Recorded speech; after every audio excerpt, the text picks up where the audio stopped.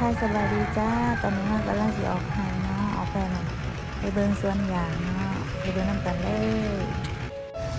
มาหอดสวนยางแล้วจ้าอันนี้คือบรรยากาศอยู่สวนไห่เฮาเนาะอันนี้ต้นยางเฮาปลูกประมาณ6 เดือนเลยจ้าเฮาปลูกประมาณเดือน7นี่แหละจะว่างามบ่อันนี้ต้นก็สิประมาณนี้นะจ้าก็สิมีต้นตามต้นสูงแล้วก็ปนกันไปบางต้นก็งามแล้วบางต้นก็ขี้ลายแต่ว่าส่วนหลายฟังเบื้องนั้นจะงามกว่าฟังเบื้องนี้นะเดี๋ยวเฮาสิพาไปเบิ่งฟังเบื้องนั้นเนาะฟังเบื้องนั้นก็งามคือกันแต่ว่านั่นแหละเฮาสังเกตว่าฟังเบื้องนี้มันมี2ฟังนี่ครับปู่ฟังเบื้องนี้ค่ะจะบ่งามปานใดนะเพราะว่างามเพราะว่ามันน่ะมันงามกว่ายาง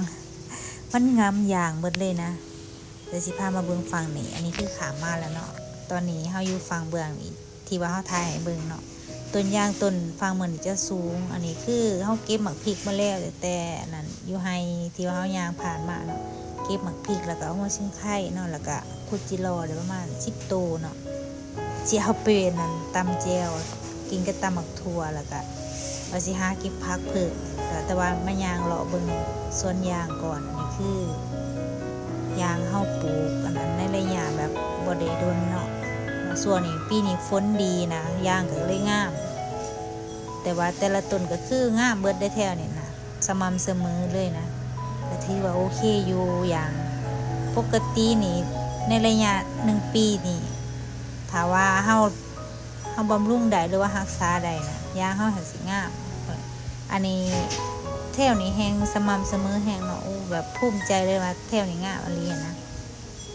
แบบว่าเฮามาเลาะเบิ่งสวนไห่สินะเฮาเห็นจังซี่เฮาก็ภูมิใจถึงว่าเมื่อยมาเอาหุ่นตลอดได้เฮาบ่อยากให้หุ่นมันขึ้นลายนี่มาเอาถึงหุ่นมันหุ่นยางปนกันแหละ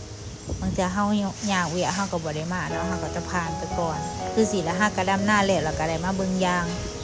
อันนี้คือล้มนะมื้อนี้ฮะจะเบิ่งยอดยางตัวนี้งามพี่น้อง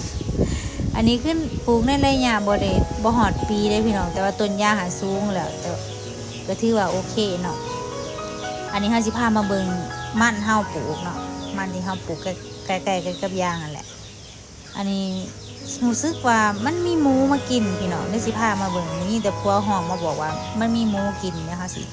พายางเข้าไปเบิ่งบอนหมูกินเด้บอนหมูกินนี่คือสิหลายบอนอยู่ได้ซาเบิ่งนี่เพราะว่า